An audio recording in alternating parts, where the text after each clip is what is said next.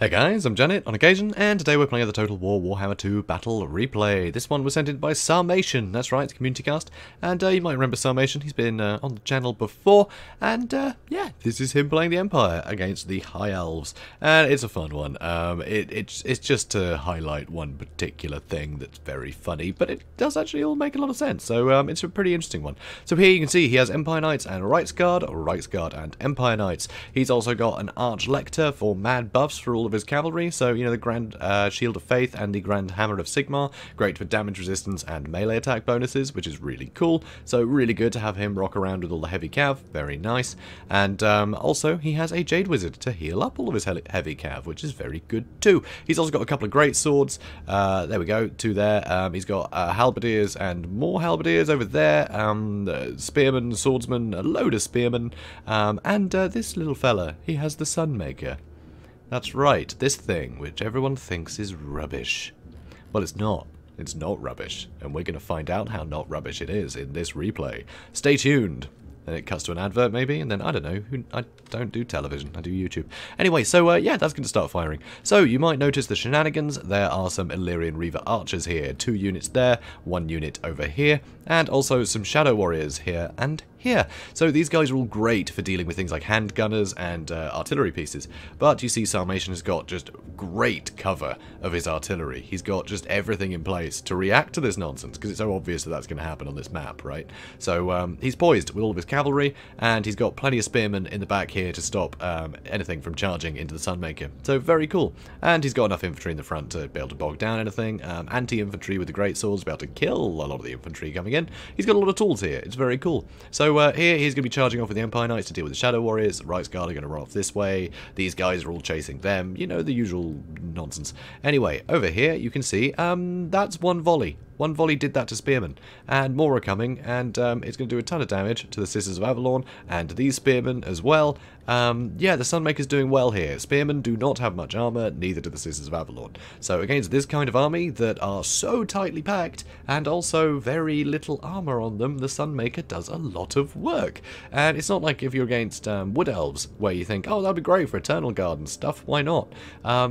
Yeah, just Way Watchers and things will just snipe out an artillery piece in seconds. It's just too risky, frankly. That's why Shadow Warriors are pretty cool in this matchup, because they can do a similar thing. So, yeah, it's too risky usually to bring the Sunmaker there. But against High Elves, it actually works pretty damn well. So here, Sisters of Avalon, obviously great armor piercing.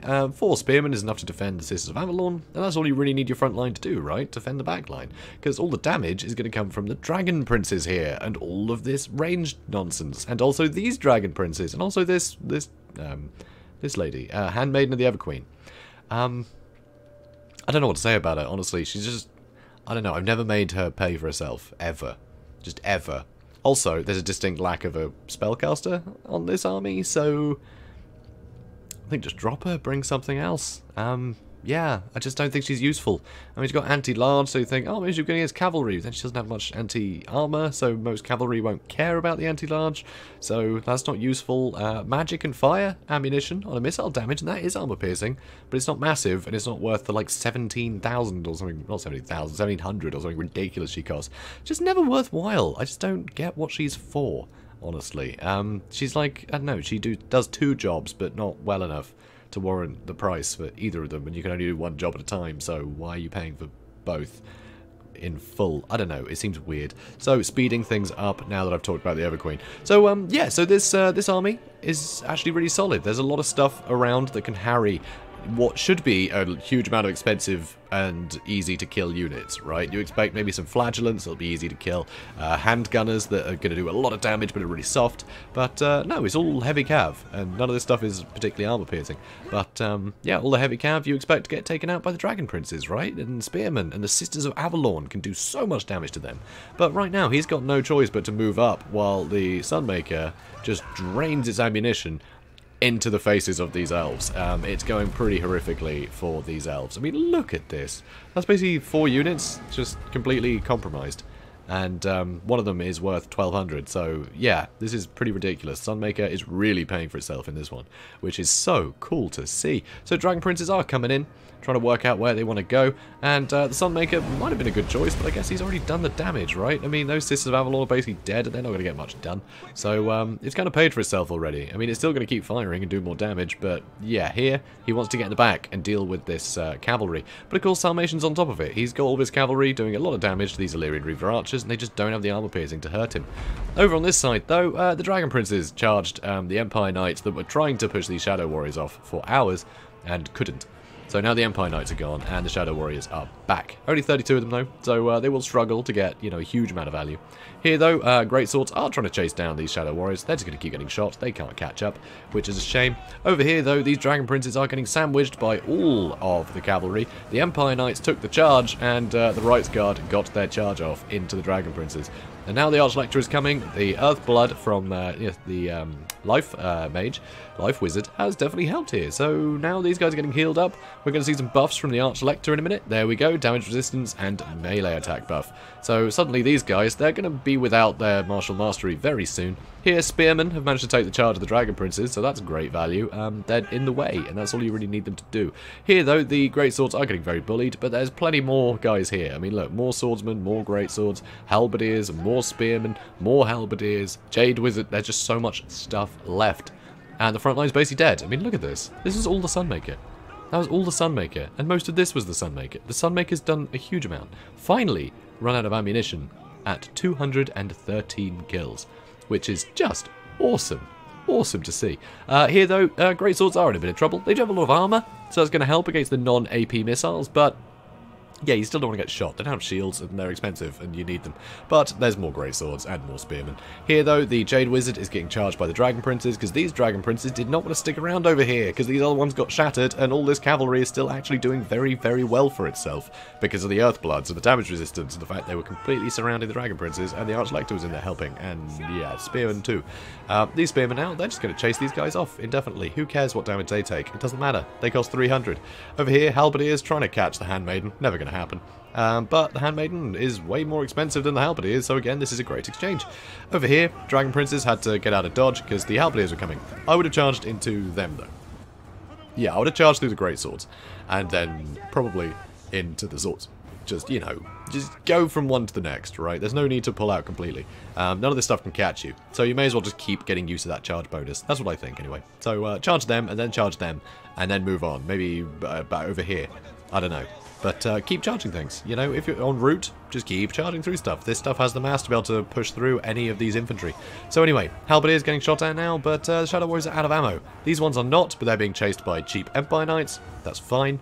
And here, yeah, all the Greatswords and Rights Guard are dealing with these Spearmen nice and quickly, and the Prince is kind of on his own. Here you can see the Handmaiden is trying to get involved, and the Dragon Princes are now deciding this is their time to strike.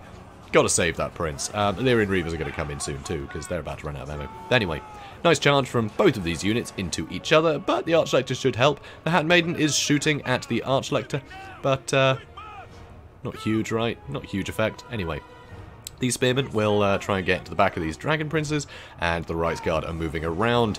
These Greatswords, they can kill all this stuff all day. The Prince, yeah, he's on foot, so the anti-infantry and the anti-armor is going to help. The Greatswords will just butcher him. So over here, the Dragon Prince is getting a little bit surrounded, and the Archlector is poised to do that, plus 26 melee attack. These guys, 30. There we go. They've lost martial mastery. So 30 melee defense against 60 melee attack. 46 for the Spearmen, but they got the anti-large bonus, which will put it up to something like 60. So yeah, these guys are getting hit really, really easily by all this stuff, and they're surrounded. So that's not good. Illyrian Reavers charging in to try and help, and these guys cycle charging any infantry will actually get a lot of value. So this was worthwhile, but they kind of, yeah, it's a bit abrupt. I was in the middle of casting that. Game. Anyway, that was good. That was impeccable Empire play there. And the High Elves, I mean, yeah, guys, bring a spellcaster, obviously. This was obviously a bit of a meme, you know, with the whole Sunmaker thing, but actually, it's not a bad idea, as stupid as it sounds. I mean, 213 kills? I mean, that killed a lot of models. The amount of magic you would have had to keep those model counts high, you would have lost a lot anyway. Martial prowess would have been lost for a lot of your units in the front line, under the fire of the Sunmaker, and you would have used a lot of magic before you could get into the fray. And that's something that High Elves have quite a bit of, but it'll get worn down if you can just keep hitting that stuff. You're going to have to keep throwing Earthbloods at it, and you can't cast them that often. So the Sunmaker's still going to get a lot of kills, and once you get a lot of kills on, you know, on units, they're going to lose martial prowess, and then they're basically just for show. You really want their melee defense super high if they're spearmen and things. Oh, they're just going to get run over by pretty much anything. So, you know, it works, honestly. A lot of expense for, you know, the Sunmaker, but usually people bring like a load of handgunners and the Hammer of the Witches. You bring a big variety of stuff like that are really high DPS, but he didn't. He saved himself a load of money just by going with the Sunmaker rather than a ton of different stuff. So instead of a load of handgunners, he just went with more stuff that can defend the Sunmaker. So even all the antics of the Shadow Warriors and things, they're just countered by all the Empire Knights that were poised and in a position to charge the Vanguard stuff straight out the bat. And there was enough infantry that even if you could sneak something in, you were never going to get on top of the Sunmaker before it ran out of ammo, because it runs out of ammo in about 4 seconds. It's crazy how quick it chews through its ammunition. So it gets all of its value basically before the front lines engage, and then who cares what happens to it? By then it's got 213 kills. So it works out brilliantly, you know? But, on the other hand, apart from the Handmaiden, swap that for a mage and maybe put the Prince on a mount. You know, it's just what I'm thinking. Yeah, this is a good build. I like this against the Empire. Really good heavy hitters with the Dragon Princes. The Illyrian Reaver Archers can just disrupt so much. They can get a load of good effective damage onto things like handgunners, and they can just keep charging stuff. They can charge in and out of combat a lot. You can use them quite aggressively, so long as you don't keep them in sustained combat. But if you have the micro to be able to charge them in and then pull them out again before everyone gets back on their feet, they can actually get a lot of damage done in melee and be shooting at things, disrupting formations, constantly having to force people to start chasing these guys, pulling things out of formation. It's a nightmare. Illyrian Reaver Archers are very good. Sisters of Avalon, they can help just really punch through heavy cav. So if the Dragon Princes can't respond to all the threats, then, yeah, the Sisters of Avalon with good bodyguard as spearmen is going to be able to do a ton of damage to things. If they had a life mage, keep these guys healed up, that would have been great. And, yeah, the Shadow Warriors are great just for killing things like handgunners, and even just any state troops are going to suffer, you know, from the Shadow Warriors. These guys are really useful. They can kill a lot of things that have very high DPS. Even flagellants as well, actually, are, you know, fairly common in this matchup for helping pin the front line longer, for the guns to do the work. And they're not going to hold up against Shadow Warriors. So I think this is actually a really good build, except the Lord and Hero. The Lord and Hero, I think are a shame. There wasn't enough synergy here. You really want some magic to keep... Well, you want magic all the time, honestly, but you really want some healing on these Dragon Princes. I mean, honestly, I hate to say it, but swap these two for a Lariel, and you've got yourself a brilliant build. You'd have some change, you could bring maybe some more Spearmen, and yeah, that'd be amazing, right? The rest of this is a great concept, and it works really well, usually, against the Empire, but Sarmatian just threw the, you know, the rule book out of the window, and came up with this ridiculous thing, with a Sunmaker. It's madness. So anyway, it's great. I love this. I love both of these builds, with exceptions, and I think it was fantastic. It was really cool to see. Just, yeah, meta thrown out the window. So guys, if you enjoyed this, please do comment, like, and subscribe, and I will see you in the next one. Have a good day, guys.